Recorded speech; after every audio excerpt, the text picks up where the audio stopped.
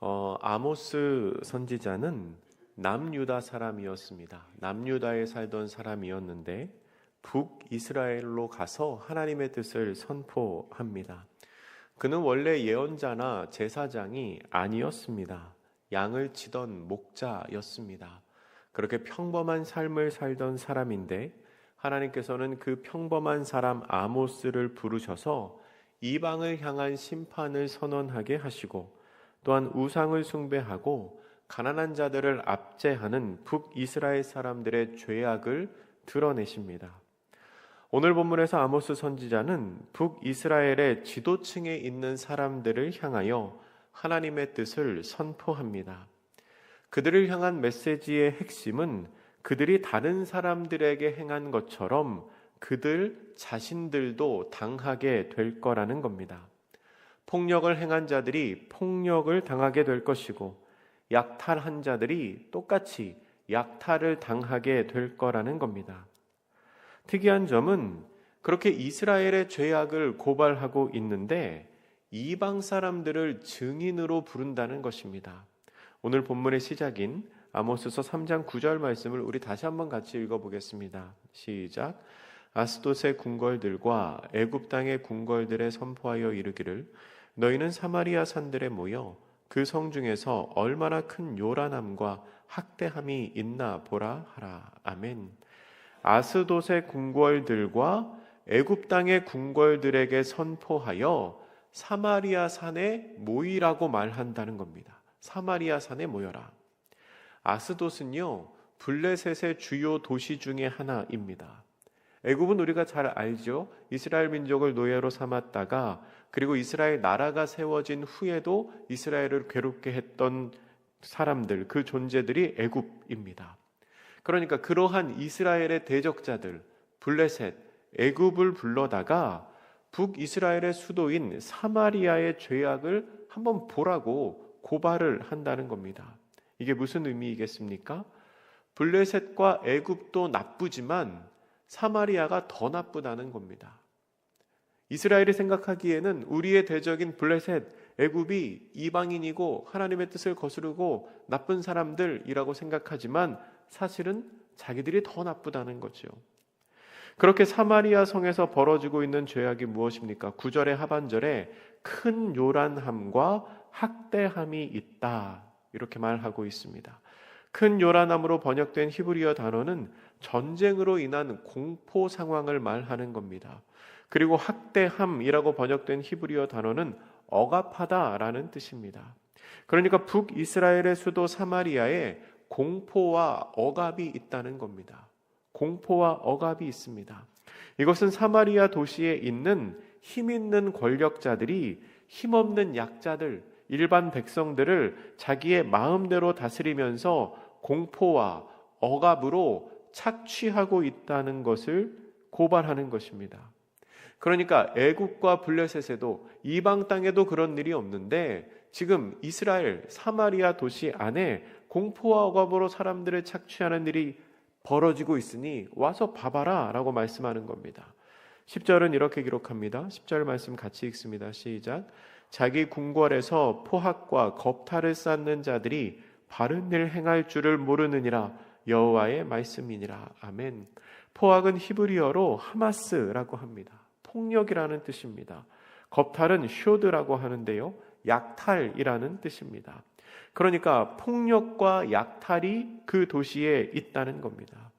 폭력과 약탈이 난무하다는 것은 사회 윤리, 사회 정의, 사회 질서가 완전히 무너졌다는 것을 의미합니다. 정의와 공평이 그 사회 가운데 완전히 사라졌습니다.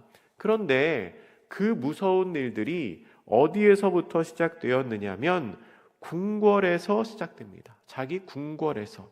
무슨 말입니까? 궁궐 안에 있는 사람들, 권력자들로부터 그러한 포학과 약탈이 시작되었다는 겁니다.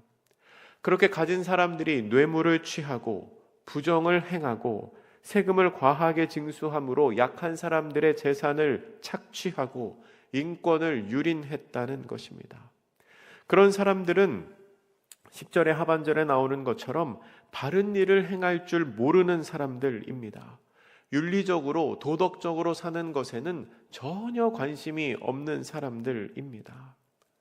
11절 이하에는 그러한 사마리아에 대한 심판 선언이 나옵니다. 우리 11절 말씀도 같이 읽어보겠습니다. 시작. 그러므로 주 여호와께서 이와 같이 말씀하시되 이 땅 사면에 대적이 있어 내 힘을 쇠하게 하며 내 궁궐을 약탈하리라. 아멘. 사마리아를 향한 하나님의 심판은 세 단계로 이루어질 것입니다. 첫째로 이 땅 사면에 대적이 있을 것입니다. 적들이 사마리아를 포위하고 공격하게 될 것입니다. 두 번째로 내 힘을 쇠하게 할 것입니다. 도시의 방어 체계가 완전히 무너지는 것을 의미합니다. 군사적인 모든 힘이 다 사라질 것입니다. 그러면 어떻게 되겠습니까? 세 번째로 내 궁궐을 약탈하리라. 내가 가지고 있는 모든 소유를 빼앗기게 될 것입니다. 또한 궁궐에 있으면 안전할 거라고 생각했던 사람들, 이 안에 있으면 우리끼리 안전하고 우리끼리 호의호식할 수 있다고 생각했던 어리석은 사람들이 죽음을 맞이하게 될 것입니다. 그들이 얼마나 비참한 지경에 처하게 될지를 12절 말씀은 이렇게 묘사하고 있습니다. 제가 읽어드립니다. 여호와께서 이와 같이 말씀하시되 목자가 사자 입에서 양의 두 다리나 귀 조각을 건져냄과 같이 사마리아에서 침상모설이나 걸상의 방석에 앉은 이스라엘 자손도 건져냄을 입으리라. 아멘. 고대 근동지방의 관습에 의하면 들에서 목동이 양을 치다가 맹수의 공격을 받아서 양을 잃어버리게 되었을 때, 그러니까 맹수가 와서 양을 잡아먹어가지고 양을 잃어버리게 되었을 때에는 목동은 그 맹수의 주변에서 양이 먹고 남은 사체를 가지고 가서 주인에게 보여주어야 했습니다. 그렇게 양의 사체를 가지고 가서 보여줌으로써 내가 양을 팔거나 내가 양을 훔치거나 한 것이 아니라는 걸 증명한 겁니다. 그게 이제 12절의 상반절에 나오는 표현입니다. 목자가 사자 입에서 양의 두 다리나 귀 조각을 건져내는 것처럼. 그러니까 양의 일부를 가지고 가서 내가 팔아먹은 게 아니고 이 양이 맹수의 공격으로 죽었습니다라고 증명하는 거죠. 근데 너무나 끔찍하지만 여러분 상상은 하지 마십시오. 침상모설이 걸상의 방석에 앉은 사람들이 그렇게 될 거라는 겁니다. 이스라엘이 그렇게 맹수에게 잡아먹힌 양과 같은 처지가 될 거라는 거지요. 12절의 마지막에 건져냄을 입으리라 라는 표현이 있어서 우리가 잘못 읽으면 마치 그러한 위험에서 구해 주실 것 같이 이 본문을 읽을 수 있는데 사실은 정반대인 겁니다. 목동이 양의 사체 일부를 가지고 가서 죽음을 확인받는 것처럼, 이 양은 보세요, 죽었습니다, 확인받는 것처럼 이것은 이스라엘이 완전히 멸망되었다는 것을, 죽어있는 이스라엘을 건져내서 확인받는 작업에 불과한 것입니다. 13절과 14절은 이렇게 기록합니다. 주 여호와 만군의 하나님의 말씀이니라. 너희는 듣고 야곱의 족속에게 증언하라. 내가 이스라엘의 모든 죄를 보응하는 날에 베델의 제단들을 벌하여 그 제단의 뿔들을 꺾어 땅에 떨어뜨리고. 아멘. 하나님께서는 이 재앙의 선포가 하나님으로부터 왔음을 다시 한번 상기시키십니다. 주 여호와 만군의 하나님의 말씀이니라 라고 선언하시지요. 하나님께서 분명히 이렇게 말씀하셨다는 겁니다. 본문에 증언하라 라는 것은 법적인 용어입니다. 법정에서 죄인에게 죄를 선고할 때 쓰는 말인데요, 그들의 죄 때문에 하나님이 심판하신다는 겁니다. 이미 판결이 내려졌습니다. 이미 하나님의 판결이 내려졌고 이제 그들에게 거룩하신 하나님께서 그렇게 행하실 거라는 겁니다. 하나님께서는 먼저 베델의 제단들을 벌하시겠다고 선언하십니다. 여러분, 베델은 하나님의 집이라는 뜻입니다. 하나님의 벳엘이라는 이름 자체가 하나님의 집이라는 뜻이죠. 그런데 북이스라엘은 그 베델에, 하나님의 집이라는 의미를 갖고 있는 그 베델에 우상을 세우고 우상 숭배의 근원지를 만들어 버렸습니다. 제단을 쌓았죠. 그 제단은 우상 숭배의 중심지였습니다. 그런데 지금 하나님께서 그 베델의 우상 숭배의 제단을 없애버리시겠다는 겁니다. 그리고 15절은 이렇게 기록합니다. 15절 같이 읽겠습니다. 시작. 겨울궁과 여름궁을 치리니 상하궁들이 파괴되며 큰 궁들이 무너지리라. 여호와의 말씀이니라. 아멘. 그렇게 제단들을 벌한 후에는 겨울궁과 여름궁을 칩니다. 이것은 이스라엘의 상류층에 겨울 거처, 여름 거처를 말하는 겁니다.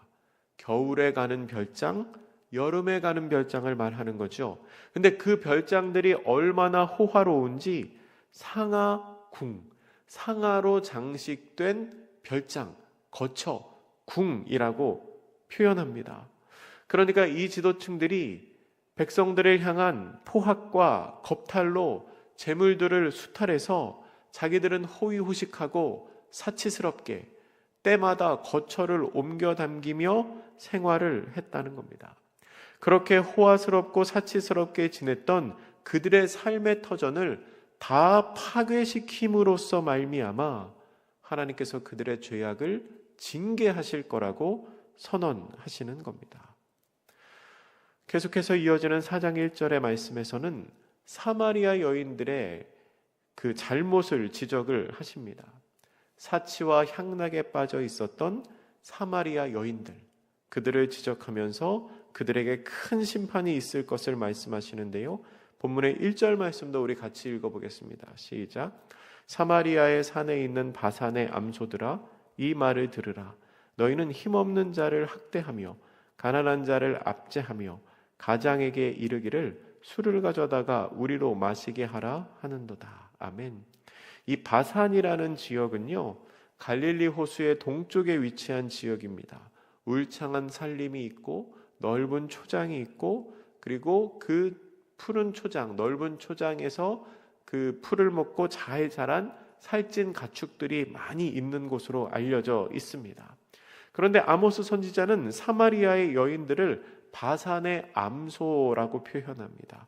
아마도 그들의 물질적인 풍요로움을 이렇게 비유한 것 같습니다. 문제는 그 여인들이 힘없는 자를 학대하고 가난한 자들을 압제했다는 것입니다. 그리고 재미있는 표현이 남편들을 시켜서 술을 가지고 오라고 그렇게 시켰다는 겁니다. 아마 이 학대와 압제는 여인들이 직접 한 것이 아니었을 거라고 학자들은 말합니다. 그러니까 남편들을 부추겼을 거라는 거죠. 남편들을 부추겨서 더 사람들을 괴롭히고 더 사람들의 물질을 빼앗도록 뒤에서 시켰다는 겁니다. 왜 그렇게 시킵니까? 술을 가져오라고. 그러니까 자신의 유흥과 자신의 향락을 위해서 사람들을 더 괴롭히라고 했다는 겁니다.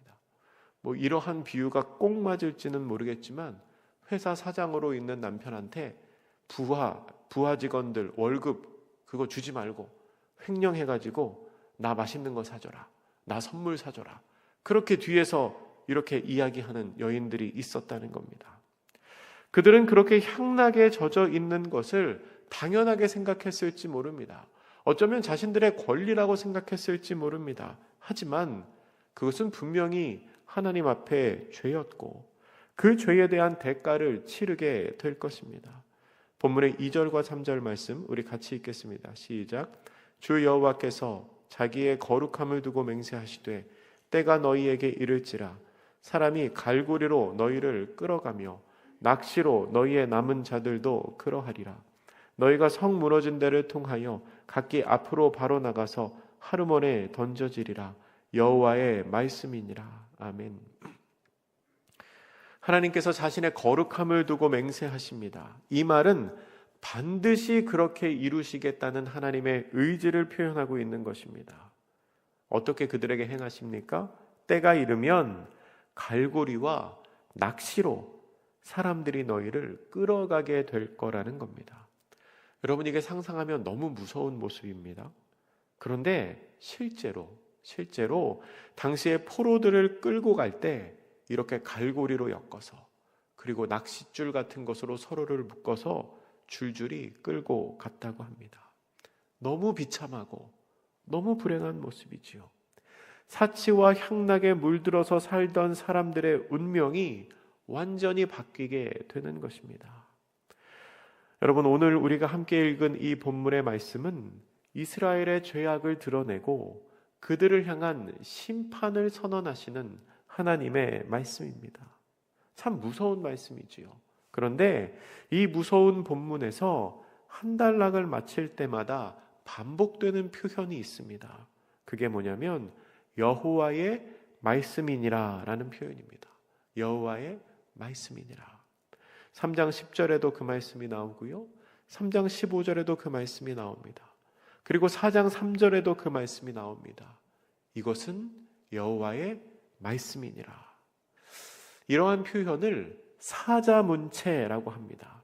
그러니까 말씀을 전하는 사람이, 아모스 선지자가 내가 지금 여호와의 사자로서, 하나님의 말씀을 전하는 메신저로서 이 말씀을 하고 있다는 것을 듣는 사람들에게 다시 한번 상기시키는 겁니다.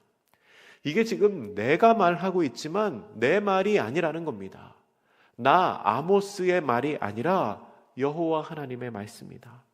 이것이 하나님의 말씀이기 때문에 이 말씀대로 하나님께서 반드시 이룰 것이다 라는 것을 확증하면서 아모스 선지자가 반복해서 말하고 있는 것입니다. 여러분, 사실 이스라엘을 향한 하나님의 심판은 하나님께서 수없이 말씀하셨습니다. 아주 오랜 시간 동안 수많은 사람들을 통하여 하나님은 계속해서 같은 말씀을 하셨습니다. 하나님 계속해서 같은 말씀으로 경고하셨고 이제 그 말씀대로 이루시겠다는 겁니다. 이 말을 듣고 있는 이스라엘은 조금 당황스러울 수도 있을 것 같습니다. 아니, 우리가 계속해서 이렇게 살았는데, 우리 조상들도 이렇게 살았고 우리가 계속해서 이렇게 살았는데, 그래도 지금까지 아무 일 없었는데 왜 갑자기 심판을 선언하십니까? 우리의 아버지도 우리의 할아버지도 그렇게 향락 가운데 젖어서 살았는데 왜 갑자기 나의 때에 이런 어려움을 허락하십니까? 라고 반문할 수도 있습니다. 그러나 하나님의 마음이 변하셔서 갑자기 심판하시는 게 아닙니다. 하나님의 말씀은 변하지 않습니다. 어제나 오늘이나 내일이나 동일합니다. 다만 하나님께서는 오래 참으시는 사랑으로 계속해서 인내하고 계신 겁니다. 지금이라도 순종하고 회개하며 돌아오시기를 바라고 그들을 향하여 참고 계신 겁니다. 그러나 이제는 여호와의 말씀대로 심판의 때가 되었다는 겁니다. 하나님의 심판이 임할 때가 되었다는 것이죠. 여러분, 우리는 기억해야 합니다. 하나님의 말씀은 변하지 않습니다. 하나님의 말씀은 사라지지 않습니다. 그리고 하나님의 때에 반드시 이루어집니다.